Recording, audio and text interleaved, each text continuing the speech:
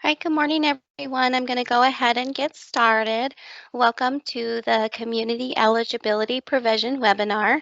My name is Bobby Beach. I'm the School Nutrition Specialist, and today is April 28th, 2021. So a couple housekeeping items before we get started. This training is being recorded and will be placed on Nevada Department of Agriculture's YouTube page. All participants are being placed on mute as they are entered into the webinar. There will be a question and answer section at the end, so feel free to utilize the chat functions to type any questions you have as I go along. For those of you who are crediting this training for your professional standards hours, you will code this for 3,000 for administration, specifically 3130 to understand and apply the community eligibility provision.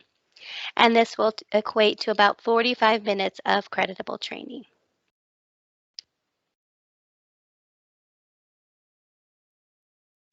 So our agenda for today, we're going to talk about what is CEP, give you a general program overview and dive in deep of what the benefits are for CEP.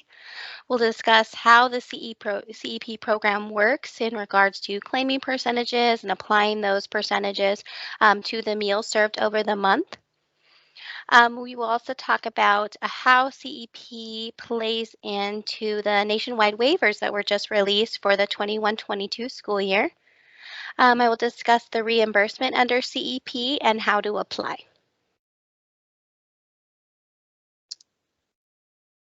So what is CEP? USDA defines CEP as a non-pricing meal service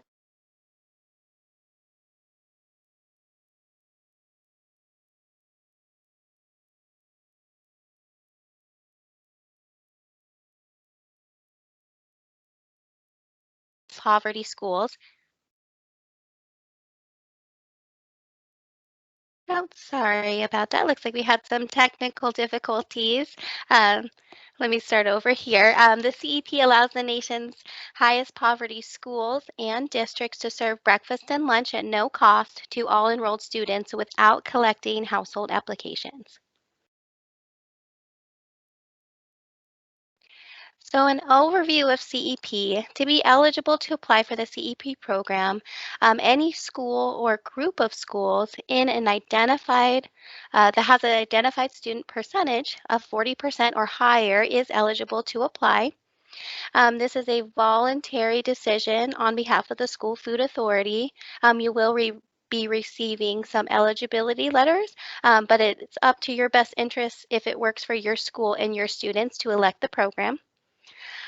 If you want to elect the program, you can do it for an individual school, a group of schools, or the entire district can participate if they are eligible. It also allows schools to provide free breakfast and lunch to all students, and it eliminates the burden of collecting household applications to determine eligibility for your school meal programs. And CEP does operate on a 4-year cycle, and we'll discuss all of these elements a little further in our webinar today.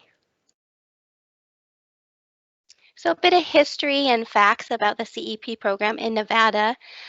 This began as a pilot program in 2011-12. It was only offered to a handful of states and then became a nationwide option in 2014-15. By the second year of implementation, nationwide, over 18,000 schools elected to participate in CEP.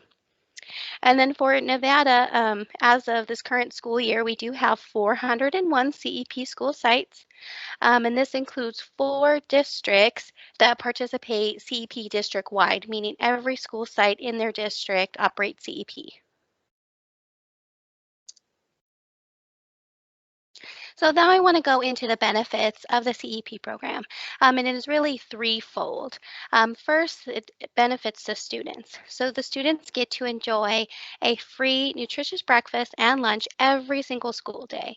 And this provides more opportunities for students to receive that proper nutrition to really optimize their academic performance. And there has been several studies conducted on the CEP program having that availability of free lunches and academic performance that have been done by FRAC you can find on their website.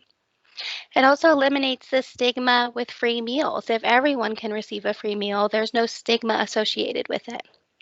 Students will spend less time in line because there's no cash transactions. There's no need for them to enter their PIN number, scan their cards. Everybody is receiving a free meal, so it really streamlines that process. And it eliminates the student meal debt. Students no longer have to deal with trying to come up with funds to pay any meal debt that they accrued or worry about coming to the cashier knowing that they don't have funds to pay for that meal.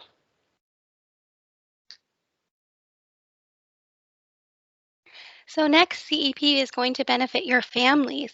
There will be no need for the household to submit a free and reduced application. It's going to eliminate the stigma of the family submitting a free and reduced application. They'll no longer have that burden of having to send lunch money for their students or make lunch for them to take from home. And it's going to eliminate student meal debt. So no longer the families have to worry about paying those funds that their children have accrued for the school lunch program.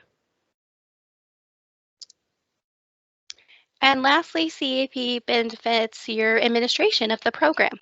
So it's going to eliminate the burden of processing applications. So no more processing free and reduced lunch applications.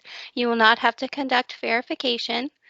It's really going to streamline your meal counting and claiming processes because, as I said, the students, there's no transactions, cash transactions that need to happen at the point of sale system. There's no need for them to type in their PIN, scan their card. You can put in place a clicker system just to count the number of meals that you served. Then your cashiers can really focus on if students are getting that reimbursable meal instead of identifying eligibility. So it's going to result in the students spending less time in line. It's going to be a more efficient system, and there's no need for your cashiers to deny any students a meal due to lack of funds. It will also increase your participation, and the higher participation equals higher reimbursement. And again, it's going to eliminate that student meal debt. No longer will you have to hassle families to try and pay that student lunch meal debt down.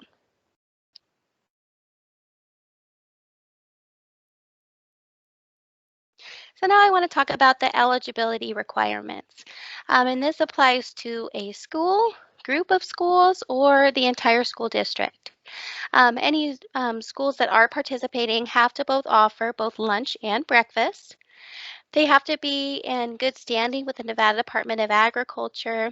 Any findings that resulted on your administrative review must be corrected before implementing the program.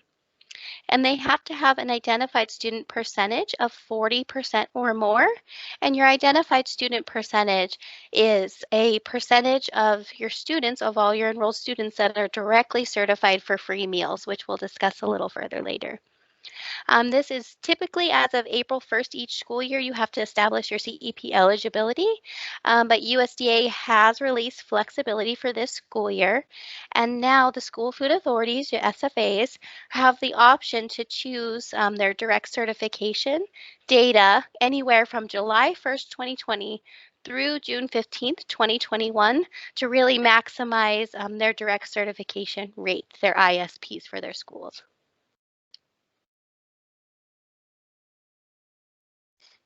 Now, who are identified students? As I mentioned, ISP, and you'll hear me mention this several times throughout this webinar. Your ISP is determined by the percentage of enrolled students who are free eligible via direct certification. So this includes all children who are directly certified through your matching systems for free meals because they participate in SNAP, TANF, FDPIR, or are Medicaid free. It also includes children who are certified for free meals without an application because they are in a foster care, Head Start, or considered homeless or migrant.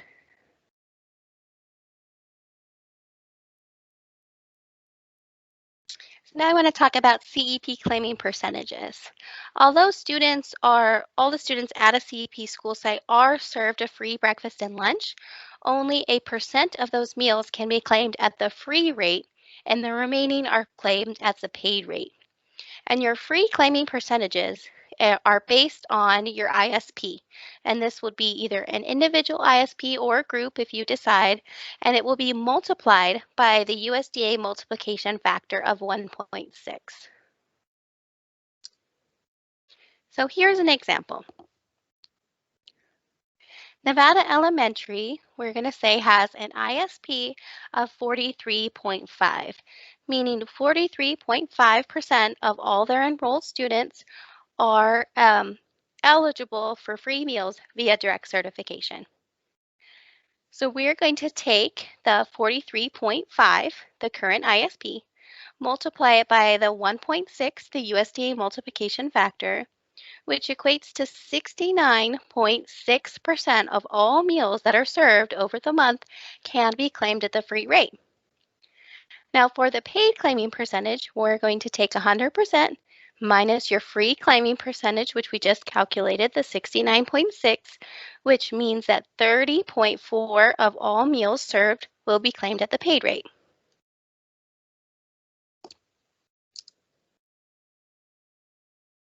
So now I want to talk about how a group is eligible, because it's one of the more confusing topics under CEP. A group of schools is eligible to participate in CEP if their combined ISP is over 40%. So groups can consist of any school within your school food authority or SFA. There's no need for them to be close in proximity, and they do not need to be related in any way to participate in the same group. So they don't need to be sister schools, feeder schools. It could be any school under your SFA. And there's no limit to the number of schools within the group. You can make them as large or as small as you want. And a tip that we've had from SFAs in Nevada that have grouped their schools is they can group lower ISP schools that may not be eligible to participate in CEP on their own with higher ISP schools to maximize that participation. And I'm going to show you an example of this here.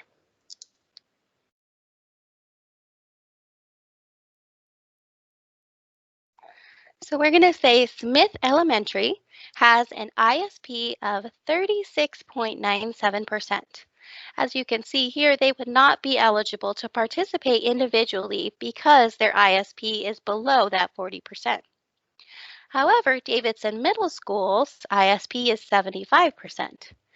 If we combined, they have a combined ISP of 55.99, making them both eligible to participate in CEP as a group. And this is calculated by taking the total number of students that are directly certified in all the schools within your group, divided by the total enrolled students from all the schools within the group. Now, to calculate the free claiming percentages, it's going to be exactly the same as how you would calculate an individual free claiming percentage. You're going to take the combined ISP of the group, which was 55.99, multiplied by 1.6, the USDA multiplication factor, which equates to 89.58% of all meals served at both sites in the group will be claimed at the free rate. And then the remaining 10.42% of meals will be claimed at the paid rate.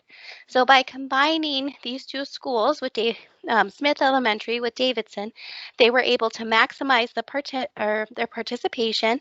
Both schools can participate, and all schools within the group can receive a free breakfast and lunch.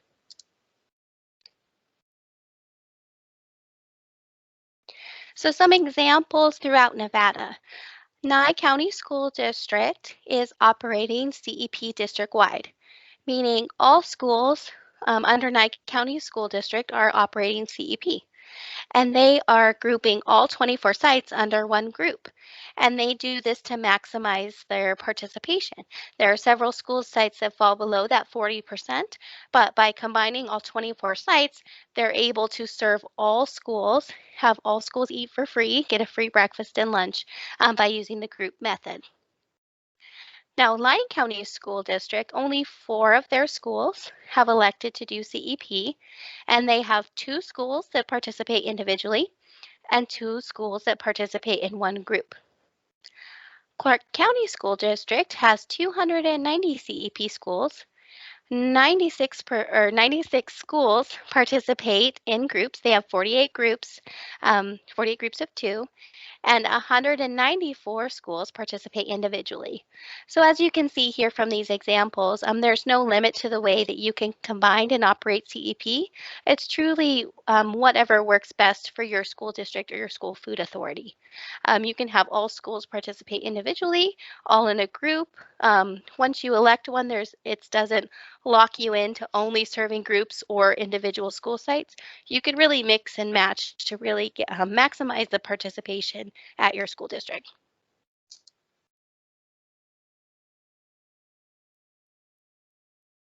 So now I want to talk about how you apply your CEP claiming percentages to the meals that you served. And we're going to use Nevada Elementary, the example earlier, for this example of how to apply to the number of meals that you served. So in Nevada Elementary, we're going to say, for the example, served 1,000 meals during the month.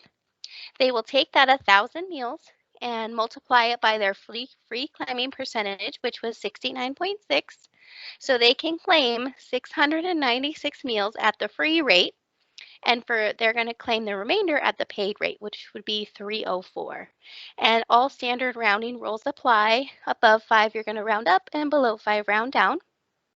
And the SFA is in charge of covering the difference between the cost of serving all children for free and the federal reimbursement they receive.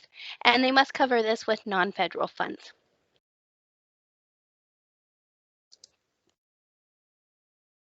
Now, for the 21-22 school year, I'm sure many of you are aware and received the communications that USDA is extending the availability to operate under the seamless summer option.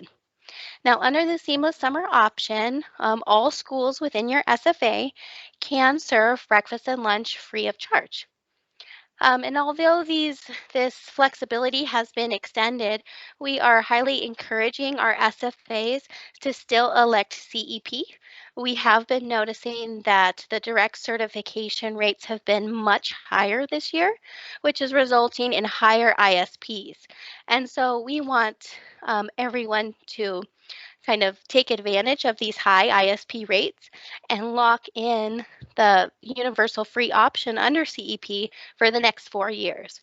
So in case the universal free meals does not extend past the 21-22 school year, you can still certify all your CEP schools so they can continue to serve free breakfast and lunch under the National School Lunch Program and CEP.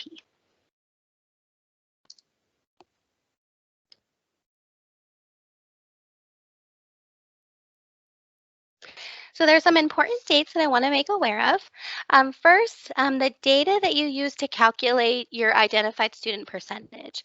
This is that direct certification that annually we request is pulled by April 1. USDA has granted flexibility, so now the SFA can choose what date that they want that direct certification data to be pulled on, anytime between July 1 and June 15th, 2021. So whatever is going to be highest and work best for your SFA. We will ask you to submit this by June 15th, and typically this is annually, it's April 10th. You will then receive notification of all the schools within your school food authority that are eligible or nearly eligible. And this is typically issued on April 15th, but now is extended till June 30th. And then the state agency publishes a report listing all school sites within their state that are eligible and nearly eligible for the CEP program. This is typically posted by May 1st, but has been extended till June 30th. And there is an annual requirement for the school food authorities to elect to participate in CEP. So they have to give notice to the state agency, which is Nevada Department of Agriculture, which schools they're wanting to participate in the CEP program. Typically this is June 30th, but it has been extended to September 30th. Now, how to apply. First, you're going to receive an eligibility letter, like I've discussed, by June 30th. Once you receive that letter, you will then send a request letter to myself. The letter should include the names of all your school site within your school food authority that you're wanting to operate in CEP. You're also going to include how you want your schools to participate. Will they be grouped? Will they be individual?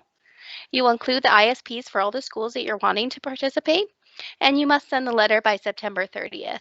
If we don't receive this letter, we cannot lock in those rates for your four-year CEP cycle. And in our meeting invitation, I've attached several CEP resources, and one of those is a template letter listing the common language that we would see in a request letter. And then the approvals will be sent within 2 weeks of your receipt. And this will include all your approved claiming percentages for the school sites that will be participating in CEP. And this will be used for the next 4 years under this cycle. So it's very important that you save that approval letter. Now, after you send that request letter, we will issue your approval letter, like I mentioned. Once you receive that approval letter, we will ask you to edit your site applications in C&P for all your approved CEP sites. Submit a special provision policy statement. This policy statement is basically amendment to your free and reduced price meal policy statement, listing that these school sites will be serving universal free meals.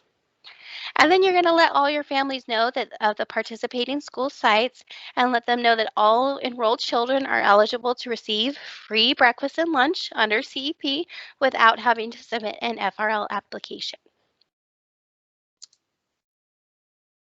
And what's next? We'll talk about these steps.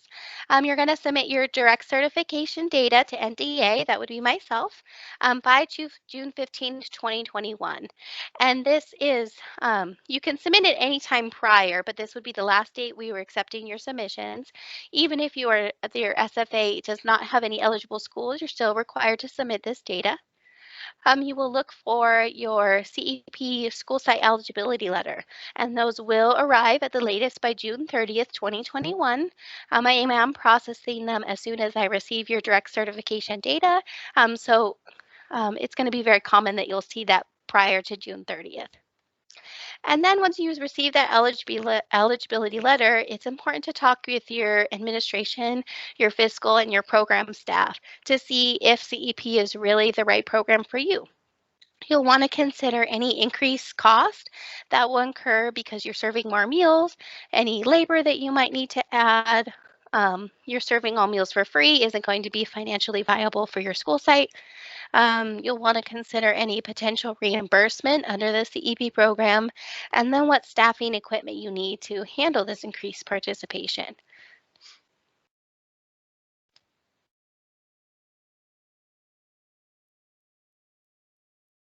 And then there's several resources that I've noted that are attached to this meeting invite. One I included the link here, is USDA's Community Eligibility Provision Resource Center. That's a mouthful there. But this has a ton of resources. I highly recommend that you check it out.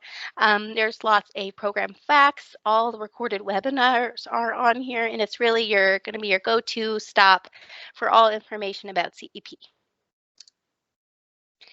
Next, you'll see attached is this CEP estimator tool. And this tool can help you see what your potential reimbursement is going to be based on your perceived increase in participation and the reimbursement rates and your potential free claiming percentage and your paid claiming percentage. I've also attached some Title I and E-rate guidance for schools. I know it can be quite confusing when you elect to do CEP. If you're not collecting those free and reduced applications, what about Title I and E-rate? So there's some documents attached to this meeting invite. The Title I guidance goes over a number of different resources, and it also talks about what data you'll be using to determine your Title I status for any schools that are CEP. Your E-rate guidance is also going to talk about how you can use your CEP claiming percentage to establish your E-rate discounts.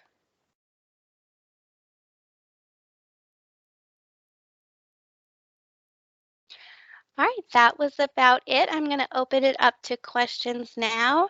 And again, you can always contact myself at any time if this is something that you are considering in the future. You can always contact me and we can talk about potential claim or what your potential claims would be. We can talk about any questions. Um, but yeah, I'm going to open it up. If anyone has any questions, you can type them in the chat or discuss them now. And again, you can always email or call me.